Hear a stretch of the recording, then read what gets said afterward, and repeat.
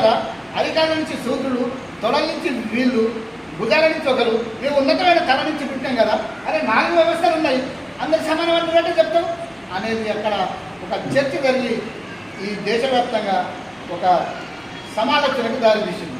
అందుకే మాజీ ఎంపీ సుబ్రహ్మణ్య స్వామి, బీజేపీ బలరాం సింగ్ సుప్రీంకోర్టులో ఒక బిల్ వేశారు. సోషల్ సెక్యులర్ అనే పదాలను తొలగించాలి అని ఒక బిల్ వేశారు, పబ్లిక్ ఇంట్రెస్ట్ లిటిగేషన్ వేశారు. అప్పుడు సుప్రీంకోర్టు ఏం చెప్పింది అంటే ఆ పిటిషన్ కనీసం స్వీకరించలేదు. రాజ్యాంగమే సుప్రీం. ఈ ప్రజాస్వామ్య వ్యవస్థలో పార్లమెంటరీ కన్నా సుప్రీం కన్నా రాజ్యాంగమే సుప్రీం. రాజ్యాంగం మేము అసలు పిటిషన్ తీసుకోము, దాన్ని అసలు స్వీకరించము, అసలు విస్తృత ధర్మాసనం కదా, అసలు సింగిల్ బెంచ్ కూడా చేయాలని అది కొట్టివేయడం జరిగింది. అప్పుడు ఈ ఆర్ఎస్ఎస్ బీజేపీలు ఈ విధంగా మనకు సుప్రీంకోర్టులో కూడా న్యాయం జరగలేదు కాబట్టి మన మతరహిత రాజ్యం స్థాపన కోసం, మన కులరహిత స్థాపన కోసం, మన మనవాదన కోసం, సుప్రీం కోసం మరి తప్పదుగా ఎవరు ఏం చేయాలి.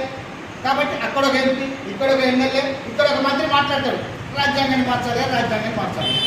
మౌలిక స్వరూపాన్ని మార్చే రాజ్యాంగం ఎలా లేదు కాబట్టి మనం మత రాజ్యాన్ని తీసుకొద్దాము. గోబేక్ విలేజెస్ మన వెంకటెట్లు అంతా అంటరానితనము, అంతరాల దొత్తర, కుల వివక్ష చేసుకోండి. మన రాజ్యాంగం ఏం చెప్తుంది?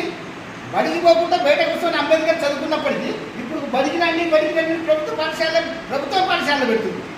ఆ స్థాయి నుంచి మనకు ఒక మార్పు తీసుకొచ్చిన విషయంలో ఈ విధంగా చేసింది. కాబట్టి రాజ్యాంగం అనేది సుప్రీం. రాజ్యాంగం ఏమొచ్చింది? నేను ఒక ఐఏఎస్ని చేసింది, ఇది ఒక ఐపీఎస్ని చేసింది, ఇది ఒక ఎంపీటీసీని చేసింది, నిన్న ఒక ఎమ్మెల్యేని చేసింది, ఒక రాజ్యాంగ పదవులను ఇచ్చింది. అందుకే master key is the ultimate అని మనకు అంబేద్కర్ చెప్పాడు. ఎవరైనా ఏ దేని కోసం వచ్చినా మాస్టర్ కీ అనే రాజ్యాంగం కోసం మాత్రమే కృషి చేయండి. మన వాళ్ళని రిజర్వేషన్లు అనుకోవడం కాదు, మన వాళ్ళని అనుకోవడం కాదు, మనమే ఆ స్థానంలో ఉంటే మనం ఇచ్చే స్టేజ్లో ఉండాలని చెప్తుంది. అందుకని ముఖ్యంగా ఇలాంటి ఆర్ఎస్ఎస్ బీజేపీ మనువాద సిద్ధాంత కుట్రలను మనం ప్రతి ఒక్కరు ఐక్యంగా ఉండి తిప్పికొట్టాలి. సామ్యవాదం, సోషలిజం, లౌకికత్వం, ఫ్రెటర్నిటీ, ఈక్వాలిటీ, సమానత్వం, సార్వభౌమత్వం ఈ పదాలకు రాజ్యాంగం ఇచ్చిన మన హక్కుల్ని కాపాడుకోవాలి. రాజ్యాంగంలోని ఆర్టికల్ 14 అందించిన ఆ యొక్క హక్కుల్ని మనం ప్రతి వారు అనుభవించాలి.